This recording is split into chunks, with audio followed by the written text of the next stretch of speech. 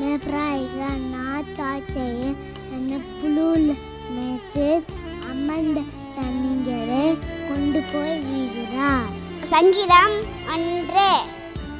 துன்மார்க்கருடைய ஆலோசனையோடு மறவாமலும் பாயலோட வழியில் நில்லாமலும் பரியாசக்கார உட்காரமடத்தில் உட்காராமலும் கர்த்தரோட வேதத்தில் பிரியமாயிருந்து இரவும் பகலும் அவருடைய வேதத்தை தியானமாக இருக்க மனுஷன் பாக்கியவான்.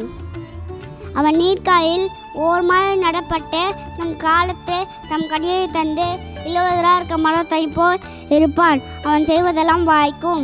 துன்மார்க்கரோ அப்படியல்லாமல் காத்து பறக்கடிக்கும் பதரை போல் இருப்பார்கள். ஆகையால் துன்மார்க்கர் நியாய தீர்ப்பிலும் பாவ சபையில் நிலைநிற்பதில்லை. கர்த்தர் நீதிமான் சபையில் இருந்திருக்கிறார். துன்மார்க்கன் வெளியோ அழியும். நீதிமொழிகள் 3 அதிகாரம் 1 மகனே, என் போதகத்தை மறவாதே, உன் இருதயத்தின் கட்டளைகளை காக்கப்படுவது அவைகளை உன் நீடித்த நாட்களையும் தீர்க்காயசையும் சமாதானத்தையும் பெருக பண்ணும்.